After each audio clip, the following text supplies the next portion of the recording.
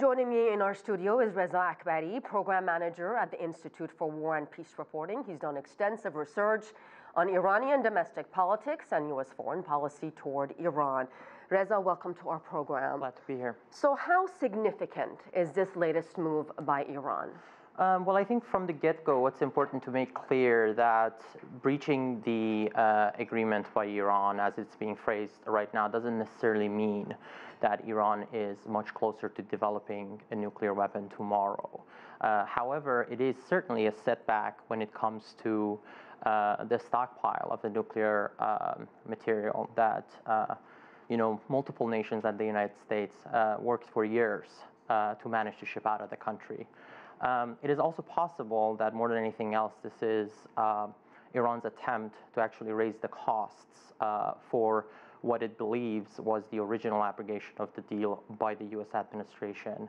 So I think this is a signal that the country is trying to send that its patience is not unlimited, and U.S. is going to have to pay a cost for it. How much of this decision, Reza, is about appeasing the domestic audience in Iran, basically saying we are not going to be bullied by the United States, and how much of it could be perhaps some kind of negotiating tactic with the United States, which withdrew from this agreement more than a year ago? I think the domestic part of the calculation is certainly a factor.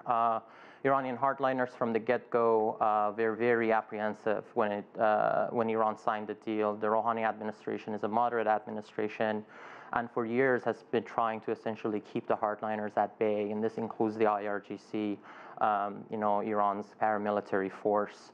But it is becoming increasingly harder for the Rouhani administration to argue that there is a value for continuing to remain in the deal.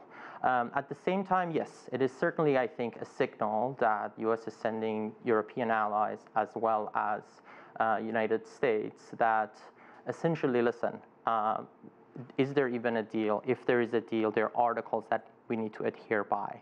And I think the foreign minister, for example, today tweeted in a specific article essentially highlighting the fact that, according to that, Iran has actually not violated the deal. It's just essentially reacting to a decision. To the first violation by the United States. Exactly. Well, what do you make of the reaction? We've seen the Russians basically say this does not come as a surprise, considering the U.S. is the one, according to the Russians, which started all of this.